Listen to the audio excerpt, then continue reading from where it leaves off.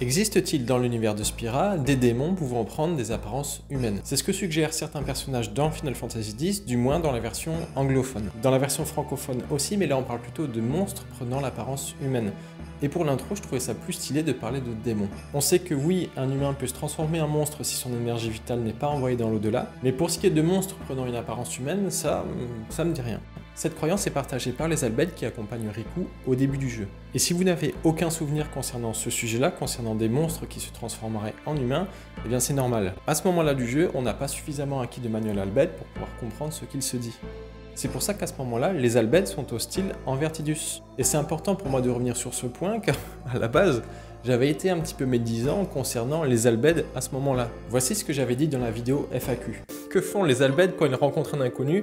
Bah tiens, on va le frapper et on va le forcer à travailler. Et s'il veut pas travailler pour nous, eh bien on va le frapper encore. En fait non, s'ils se comportent comme ça, c'est parce qu'ils ont peur que Tidus soit un démon. Au final, ça décale juste le problème, car on peut se dire pourquoi frapper un monstre, surtout s'il ne nous a rien fait. Eh bien peut-être parce qu'on l'a réduit, diabolisé, au statut de monstre. Et c'est parce qu'ils pensent que Tidus est un démon qu'ils envisagent de le tuer. Et au final, s'ils ne finissent pas par tuer Tidus, c'est parce que Riku leur interdit. Elle suggère que Tidus n'est peut-être pas un monstre transformé en humain, mais simplement un humain. Même avec cet argument-là, il y en a un qui est chaud pour régler le compte de Tidus.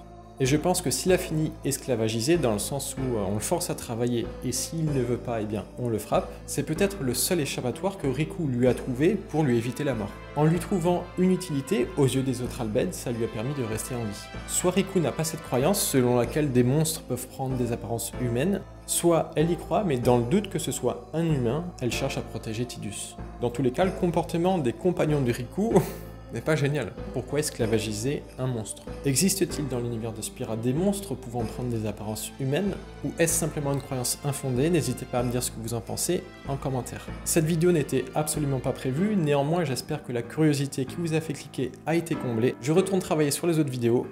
À très vite.